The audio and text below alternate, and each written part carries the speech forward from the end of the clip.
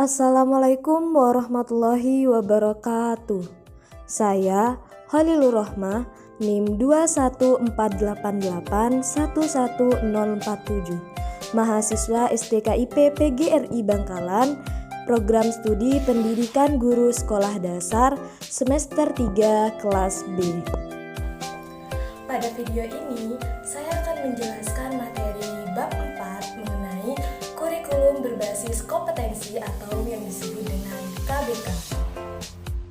Kegiatan belajar 1. Implikasi manajemen berbasis sekolah.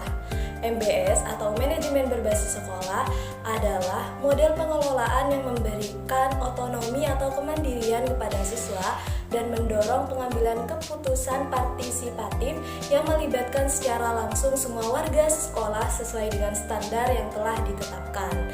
MBS ini menjadi strategi yang tepat dalam kurikulum berbasis kompetensi.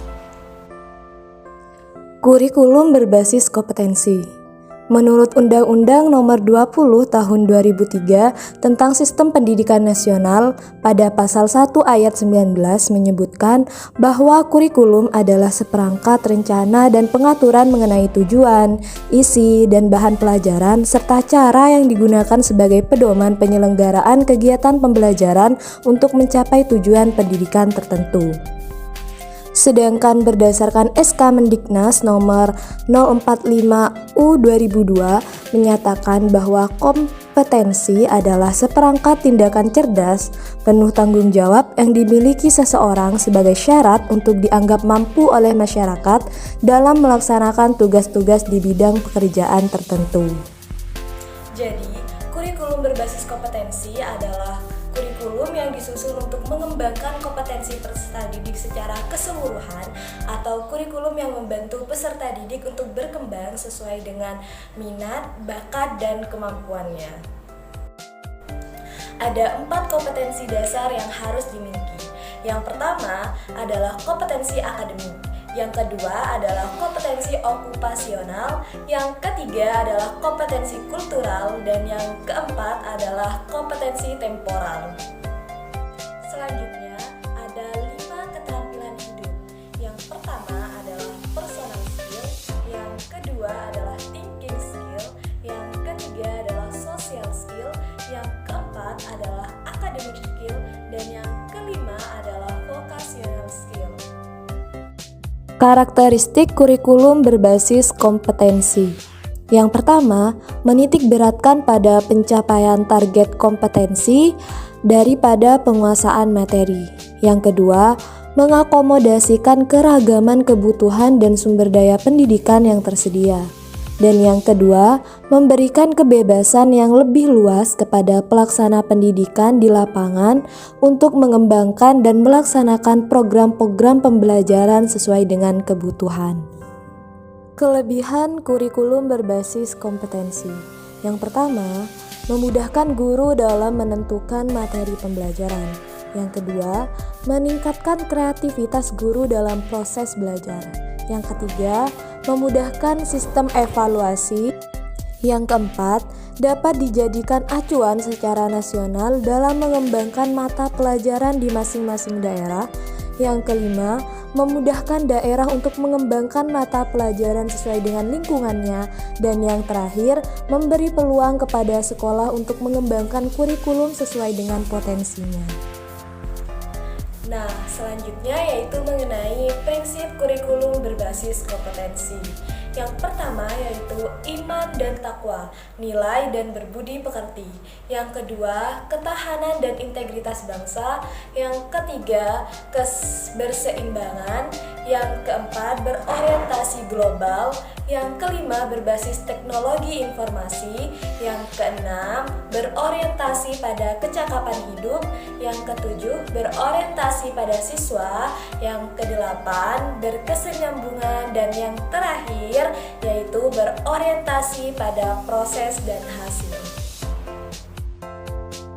Selanjutnya, kegiatan belajar 2. Implikasi penerapan kurikulum berbasis kompetensi.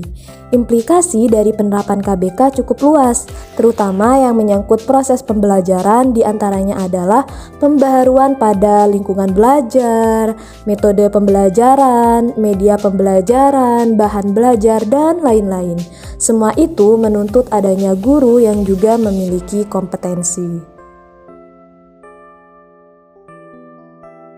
Secara garis besar, kompetensi yang harus dimiliki oleh seorang guru yaitu harus menguasai bahan, mengelola proses belajar mengajar, mengelola kelas, menggunakan media atau sumber, menguasai landasan-landasan pendidikan, mengelola interaksi belajar mengajar, menilai prestasi belajar siswa untuk kepentingan pengajaran, mengenal fungsi dan program pelayanan bimbingan dan penyuluhan, mengenal dan menyelenggarakan administrasi sekolah, dan yang terakhir memahami prinsip-prinsip dan menafsirkan hasil-hasil penelitian. Selanjutnya yaitu mengenai implementasi kurikulum berbasis kompetensi. Implementasi kurikulum berbasis kompetensi dapat didefinisikan sebagai suatu proses penerapan ide, konsep, dan kebijakan kurikulum dalam suatu aktivitas pembelajaran sehingga peserta didik menguasai seperangkat kompetensi tertentu sebagai hasil interaksi dengan lingkungan. Implementasi kurikulum dipengaruhi oleh 3 faktor. Yang pertama yaitu karakteristik kurikulum, yang kedua strategi implementasi, dan yang ketiga karakteristik pengguna kurikulum. Implementasi kurikulum berbasis kompetensi melalui pembelajaran terpadu.